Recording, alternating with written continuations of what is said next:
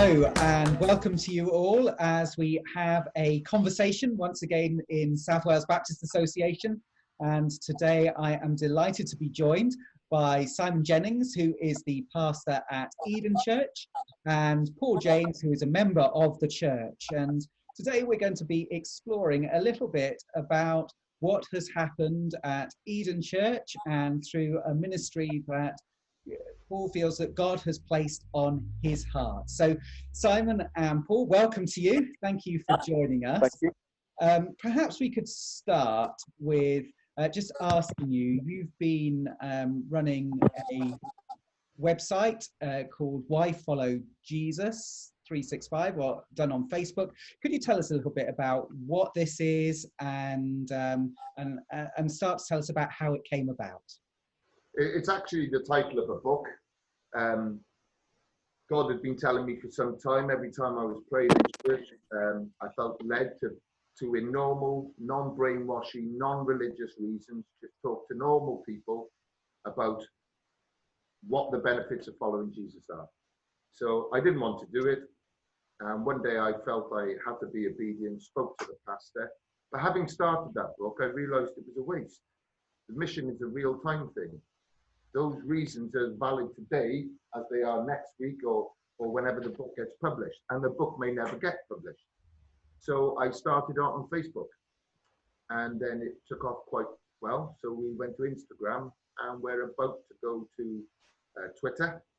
And it's also 3 weeks ago, we turned it into live mission, and we're taking the reasons for following Jesus straight to the people in whichever forum we can get them. Fantastic. And I know you've seen some results from this. Can you just give us some figures about how this has been going, and then we'll explore a bit more after that? It's been absolutely amazing. So, you know, in terms of Facebook coverage, between 5,000 and 15,000 people being reached each week. We've had 23 people saved. Of those, 22 people have taken referral to churches. Some have already decided discipleship. 4 are in our hometown. One, during his first discipleship meeting, was healed of shoulder pain. The pastor came down to coach me through my first discipleship class, and we ended up doing a joint healing in Jesus' name right out there in my back garden. You know, just the most amazing stuff that you could ever ask. And I think we've now seen three have been saved at our outdoor missions in 3 weeks. Fantastic. That's really exciting to hear. Paul, could you just tell us a little bit about yourself and your Christian journey to this point? I always believed, but I guess it was the birth of my son, who's now 32. I think I was 22, serving in the Royal Air Force out in Germany. And I realized it wasn't all a mistake. So in the military, and then later as a serving police officer and detective, and then senior police officer, I always had my faith, always had the Bible on the shelf, and if the opportunity came, I would talk about it. But up until a few years ago, I'd only ever led one person to Jesus in all that time. And then I started doing street mission with a pastor, and I realized that it's actually the biggest legacy you ever leave, bigger than any job you do, the family you raise. And that whilst I've still got the brain and the energy to do it, I should play my part in spreading the mission of the gospel.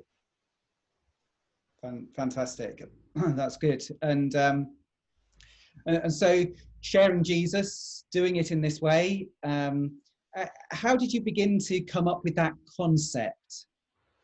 I was actually in church. It was immediately after one of Simon's sermons, and God told me to write this book, and I didn't want to, so I ignored it. Then Simon preached again. I got the same message. I ignored it. I didn't want to. I've got a lovely life. I'm now retired. I have the most fantastic life in the world, and I didn't want to give it up. And 1 week I knew I had to be obedient, and I was in church, and I said, I don't want to do this. I was got a head down, and he said, don't worry, somebody will help you. Oh, shouldn't name him. Another member's son. No, I will name him, Luke. He actually sang at our mission last week. he'll help you. He'll do the artwork for your book. And this young man, who's in his early 20s, came over and put his hands on me and started to pray for me. So I don't like personal contact, thank you very much. Military tells you, leave me alone, I have my space. But afterwards, I went up and spoke to him. I said, I don't know what happened there. He said, neither do I. I said, God just told me to write a book. He said, oh. I said, and God told me you're going to help me. He said, I'm in. I said, I'm in. And then I took them. I knew then that I had to be obedient. Sat down, spoke with the pastor, and we started to plan how we were going to take it forward. That's brilliant. Now, Simon, perhaps if I could ask you a question. You're the pastor of a church. You have Paul come to you and say, I've got this idea.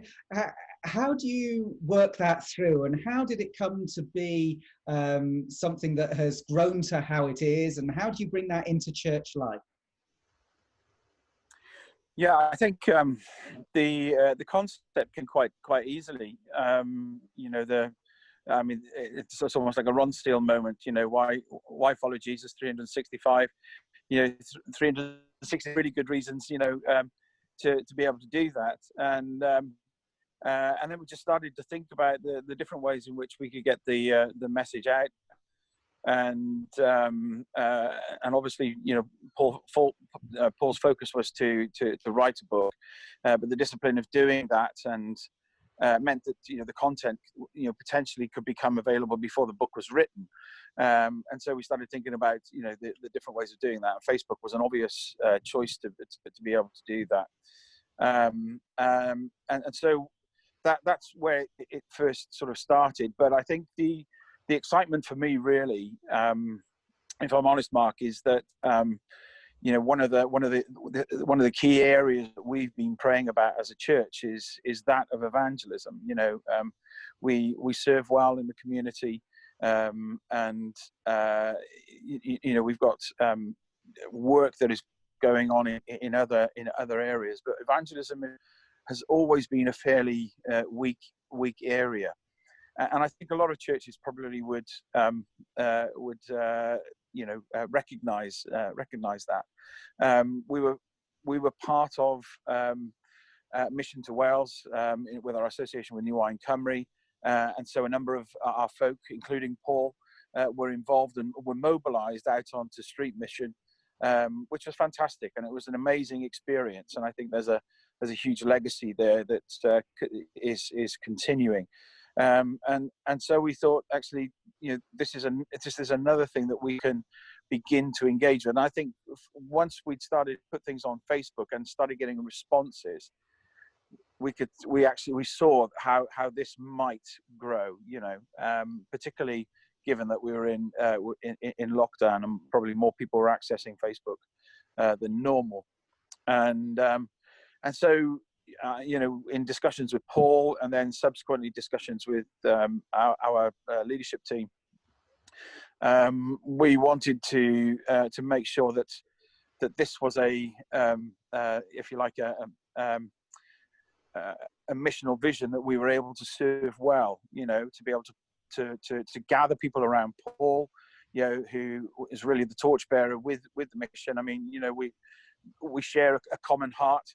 And a desire to see the church mobilized into mission.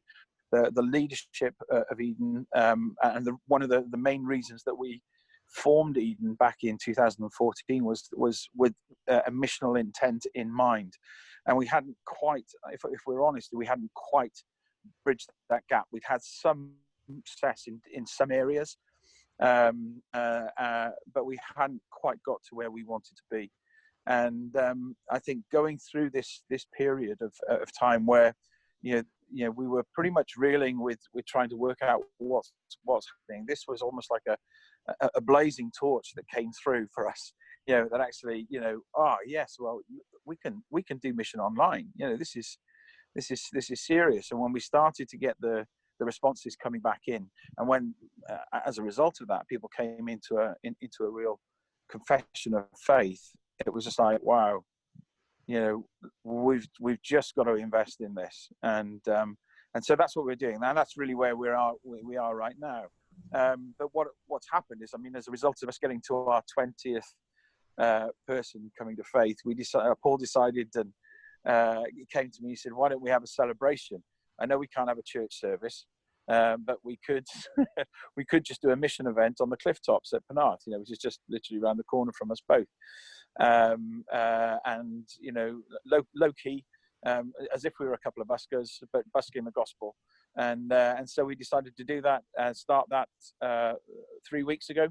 Was our first attempt, and it was a very blustery day. The following 2 weeks have been perfect sunshine, and there's been a shed load of people up on the cliff tops receiving the good news of Jesus. Simply just sharing stories, singing some songs. We've got some great musicians, young guys who are songwriters, and we're just kind of creating an event for people to stop and listen, and in between that, just sharing the gospel. And again, we've had a response to that.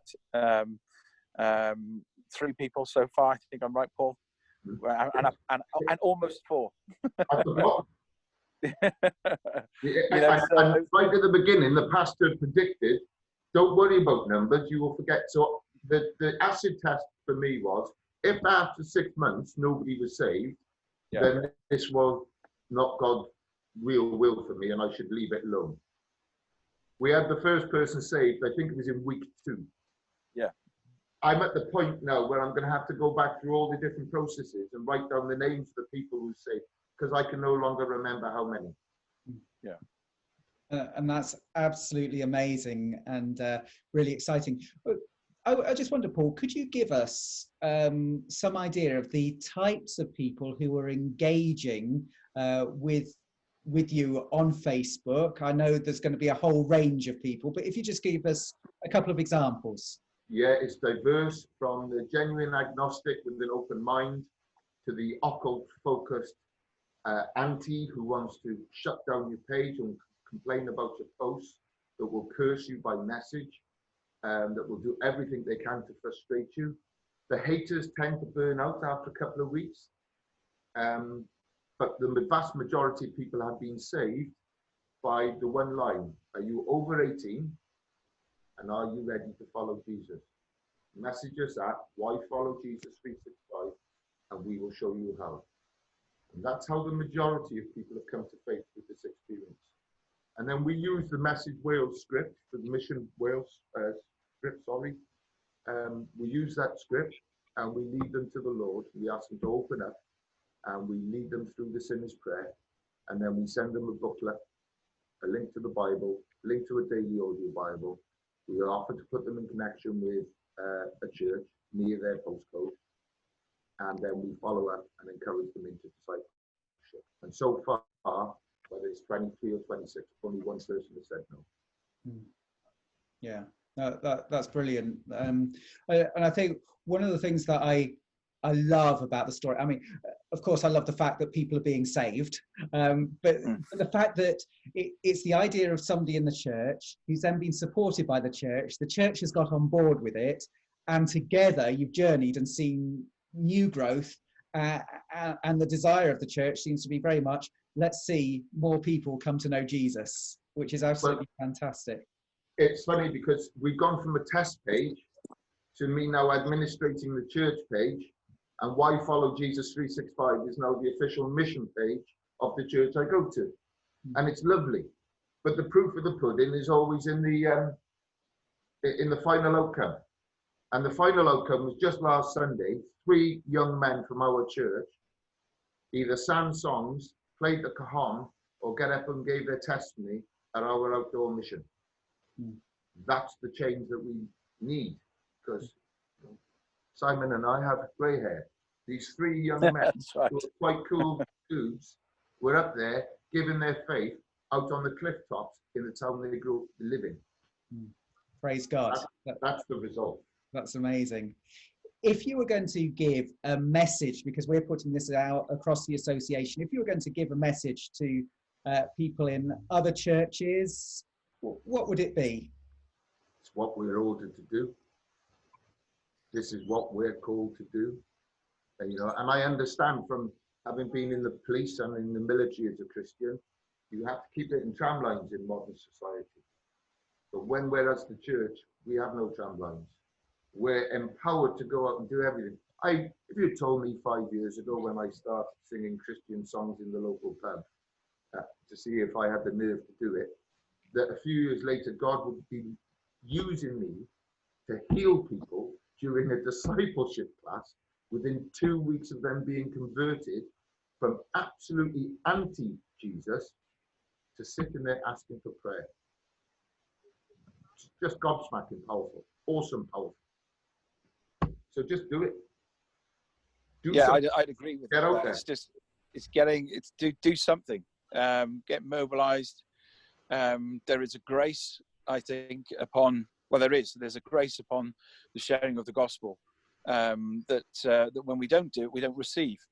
And it's almost like, there's this untold resource, I think, that the Lord has stored up for us, waiting for the time that we step out into it. So I really believe the more that we go for it, and it's and the reality is that the worst you're going to get, is you may make somebody a bit angry, but ultimately, if people don't want to receive, they'll just say no, thank you, and most people are polite, and in reality, even those people will allow you to pray for them, which is even greater, and I would say, just do something, get out there, whether it's street mission or whether it's finding ways, to serve the community, but in serving, be intentional with sharing your faith with people.